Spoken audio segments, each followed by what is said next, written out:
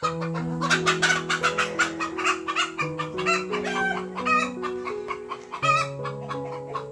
na po si Kuya Bal? Pati na po? Wala pa? Tuloy po. Kala ko nandiyan na. Kanigang panahon ko po yung si Kuya Bal. Nasa Davao pa pala sila. Hindi pa nakakaulit. Kaya lang po dalawa?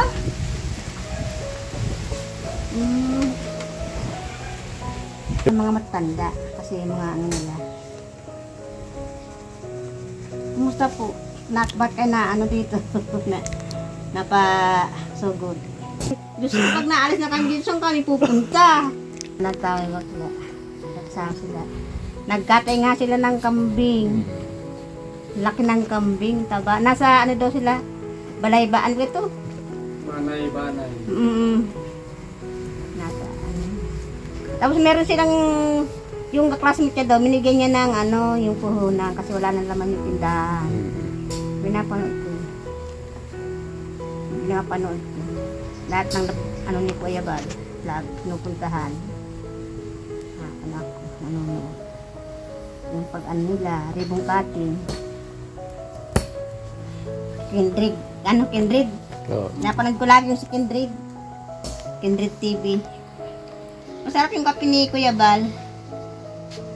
Talagang kaping may puso, sabi niyan.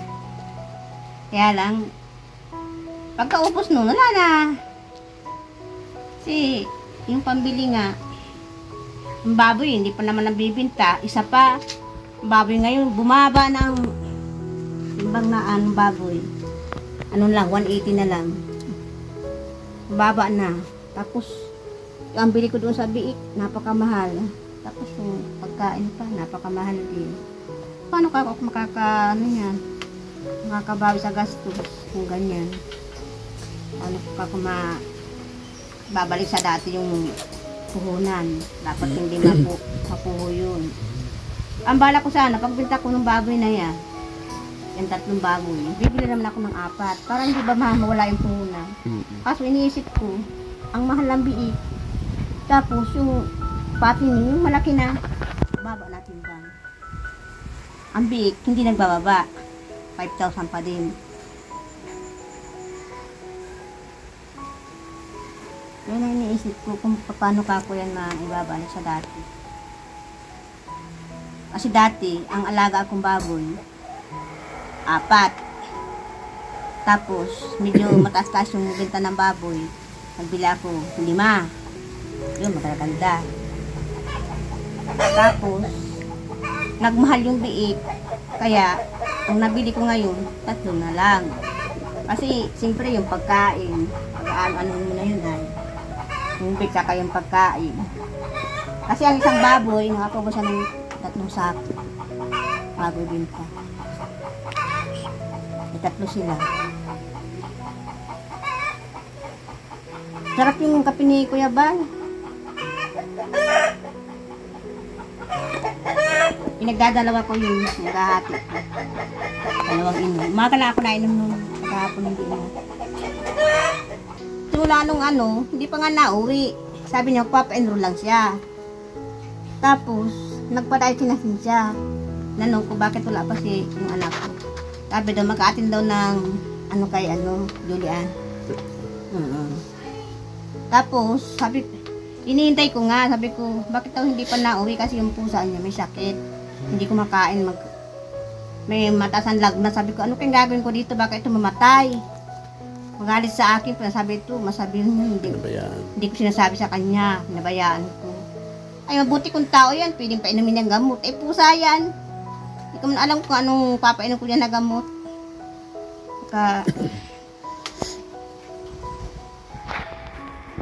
Nakakalungkot yung mga na papanood ko baga sa sa mga cable. Yung sinasabi nila na ano daw, para daw matigil na ang mga mission ng mga lagi. Ito ba yun? Nalulungkot ako. Kung ano kaya yan? Yung napapanood ko ay yung mga usap-usapan ng mga cable. Mga problema sila. Pati ko nung problema din kasi pag nawala siyempre yung wala na kayong papanuorin. Wala nang ano. Sabi ko wag naman sana. Paano nakakapag-aral ang anak ko kung halimbawa totoo nga yung mga barabalitang yan. Ay di, hihinto na siya sa pag-aral, katrabaho na siya. Kasi wala na. Wala nang tutulong sa kanya. Wala man ako kakayanan na paaralin siya. Ay, hinto na siya. Kaya pinapanalangin ko sana hindi naman totoo. Kasi ang pangarap ng bata niya talaga makapagtapos sa pag-aaral. Kahit po nung high school pa lang yan, pinapanalangin talaga niya na sana makatapos sa pag-aaral niya, makatuntong siya ng college.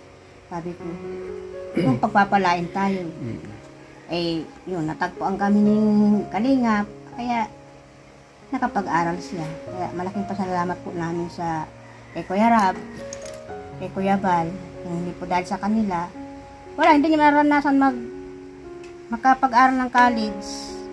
Siguro hanggang ngayon, katrabaho siya, kaya baka may asawa na. Hindi po natin alam ang kapalaran ng tao. Kaya sabi ko, salamat sa Diyos naman at natagpuan kami ng Kalingap. Kaya nakalimutan niya yung pag-ano niya sa boy. Inano niya yung pag-aral niya, inunan niya yung pag-aral niya. Kaya sabi ko sana makatapos. Siya. Hindi ko po, siyempre, natural na po yan kasi dalaga. Hindi mo po imawawalan. Pero po, hanggang doon lang. Tapos nung natagpuan siya ng Kalingap, parang nalibang siya. Nagkaroon siya ng love team. Yun, nawala sa isip niya yung mga kanya. Sabi nga sa akin ng mga tumutulong sa kanya, ano ba yung anak mo, nanay, tumboy? Sabi ko, aywan ko, hindi ko alam kung tumboy yan.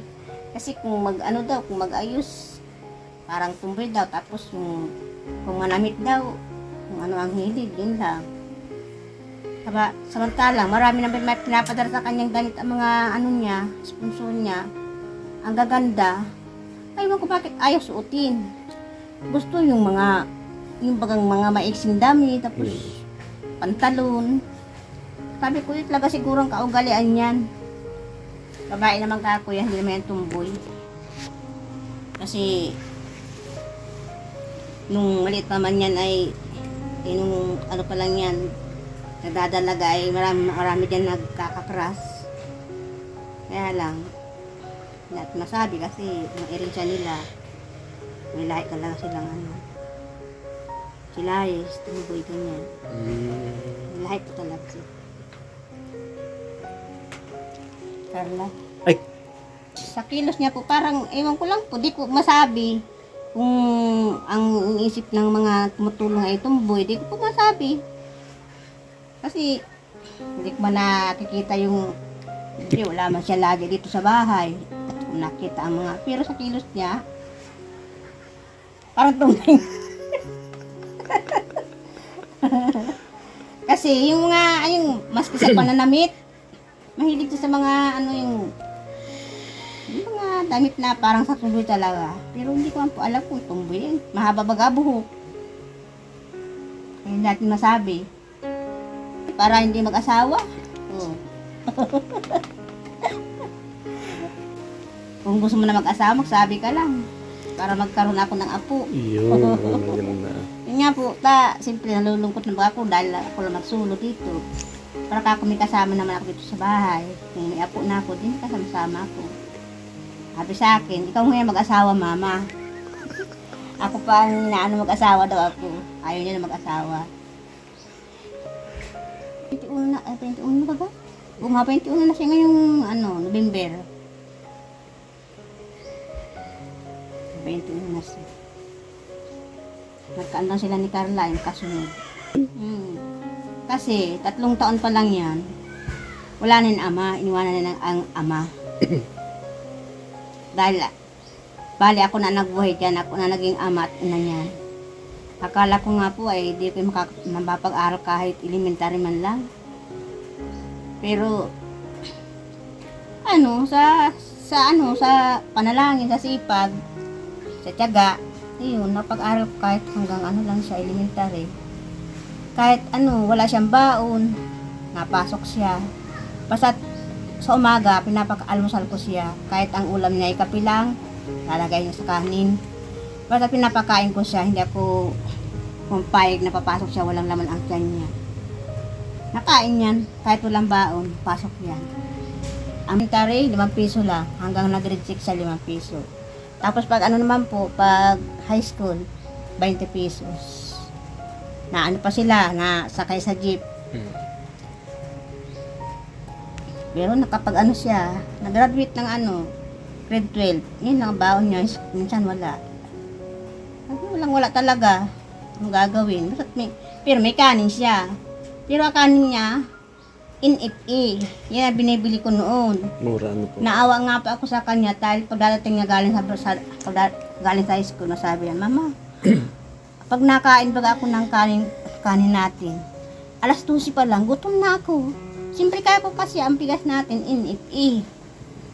Tapos, wala daw siyang ganang kumain kasi wala daw ulam. Mabili naman siyang ulam, 5 piso.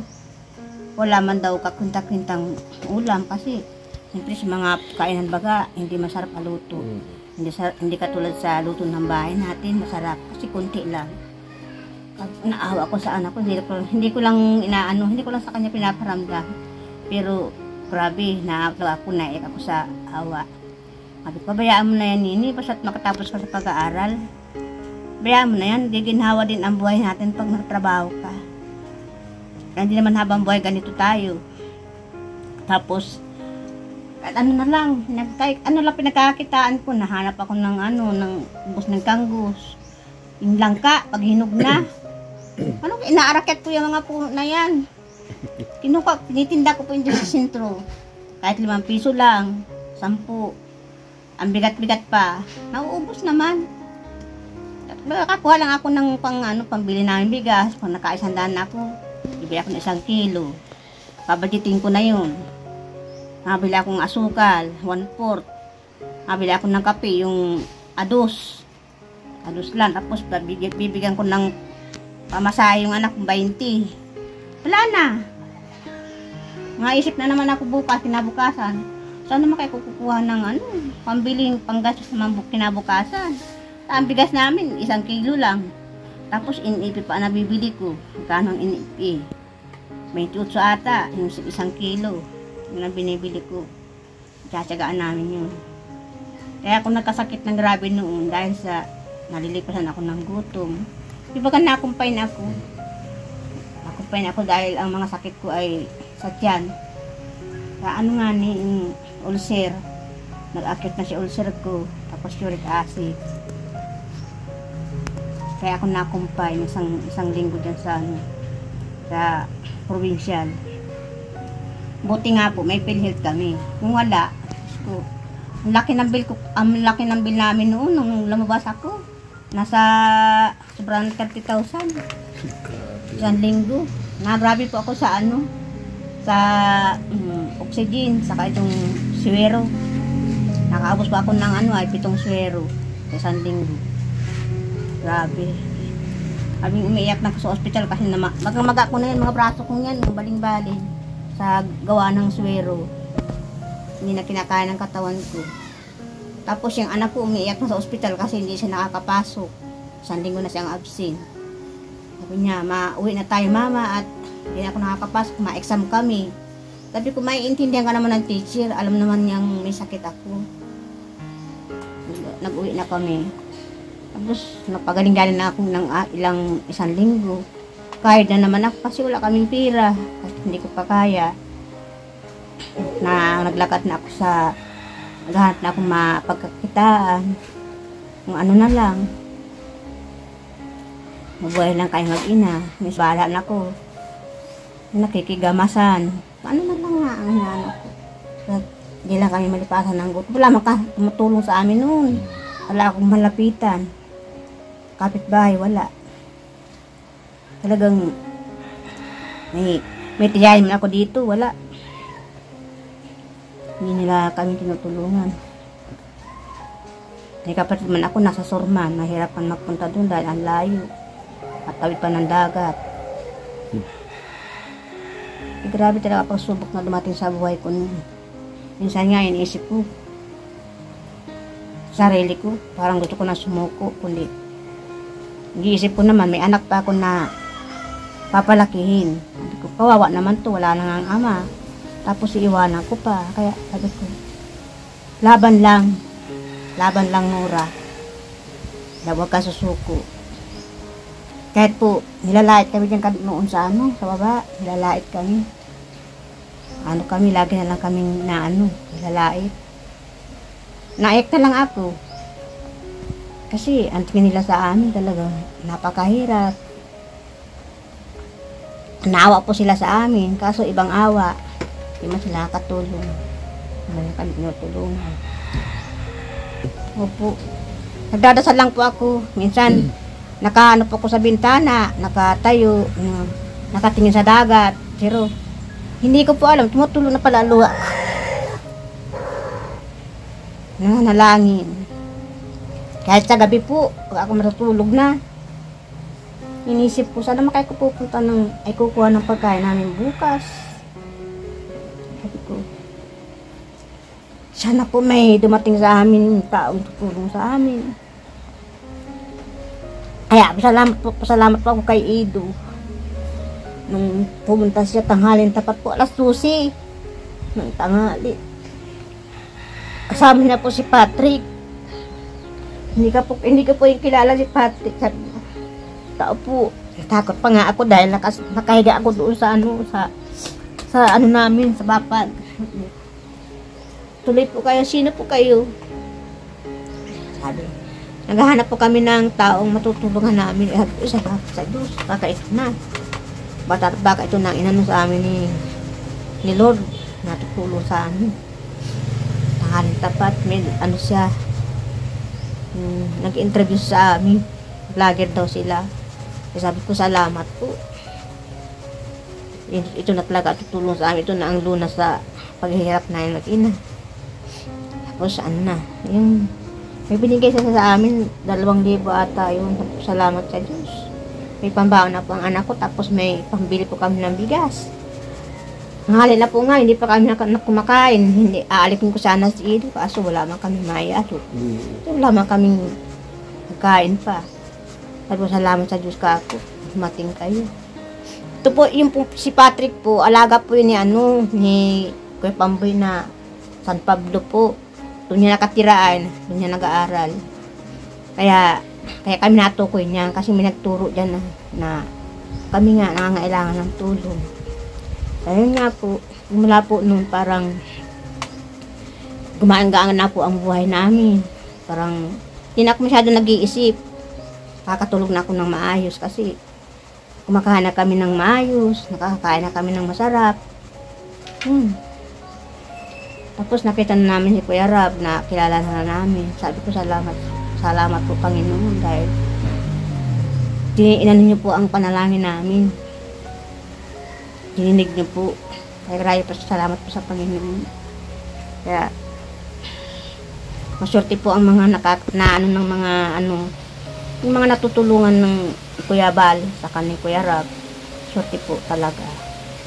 Marami na po natutulungan sila. Kaya sana po tuloy-tuloy lang po ang nila pagtulong. Yan, sina Kuya Bal po baga, napakalayo na nang pupuntahan. Hanggang nabubuhay kami. Nandiyan po kami sa Kalingap, hindi po kami aalis sa Kalingap. Dahil sila po ang nagpabago ng buhay namin. Nakatira po kami sa bahay na maganda, malaki. Noon po, kahit salamat po, nag-abala pa po kayo, may karne pa po ako. Salamat po. Salamat po Kuya Bal. Lagi po kita pinapanood, nandiyan ka po sa Davao. Salamat po, sana po mag-uwi na po kayo. Namimiss na namin kayo. Ate Edna, tapos po si Birador. Salamat po sa karne. Kakaulam naman po ako ng karne. Nakakaulam lang po ako nito pag nabigay kayo sa amin. Yung pong binigay sa akin Kuya Bal, na karne. Meron pa pong kunti dyan. Inadobo ko lang po yun para maulam po ako. Nakuha ko ng kunti. Iinitin ko lang po. Hanggang ngayon may kunti pa po dyan sa rep. Inidikit ko ng kunti-kunti ko lang. Kasi ako lang naman mag-isa. Ayun, may palit na naman. Kaya salamat po Kuya Bal. Kay Edna. Kuya Rab, salamat din po. Sa ano ninyo. Kahit hindi po kayo pumupunta dito sa bahay. Lagi nyo kami naaalala. Salamat po sa inyo, Kuya Rab. Nalulungkot nga ako si Kuya Rab. Nakita ko malungkot. May problema. Okay, Kuya Rab. Ayun po, salamat po sa abala ninyo. Sana po marami pang matulungan na tao si na Kuya Bal. Kuya Rab po. Sana po wag sila magsawa. Nakita ko rin po yung bahay ni na Ingkit. Ang laki po. Laki ng bahay ni Ingkit. Pakalaki ng bahay. Ang ganda. Malaki po siguro dyan sa bahay niya Carla. Malaki pa dyan. Ako niya nung birthday ni Julia, sabi ko unahin pa ba ya? Wala man akong pera. Siyempre mamasahe ka. Saka kako pati may alaga akong mga hayop. Pinigwanan. Buti po sila walang alaga. Sila nga padarait niya. Na ano nga ako. Sabi iniisip ko, buti pa kako sila padarait. Ako wala na. Nakakapadad lang pag nabinta ng baboy. Tama Salamat. Na amin. Mga ano pang tawag dyan? Followers. Oo. Habayaan ko lang yan. Makulit yan. Yung mga kausap ko kanina, ako dating habit baba mo muna. may dating ka akong tao. May bisita ako. Galing na po kayo dyan kina Cynthia? Hindi paano po yan? Balik na lang. Hindi nyo pabalik nyo na lang ulit. Ano pa may... wala. Saan na po ng-picnic? Ano ngayon ng baboy? Kilo. 180 na lang tao. Sa buhay po. Para ka malulugi ako nito. Ano nga baho na pagka kain naman siguro. Ako ito yung magdala ng manok. Patayin. Para babawa ko nagpakainin ko. Ayun baga tulog pa. 2 buwan pa lang yan.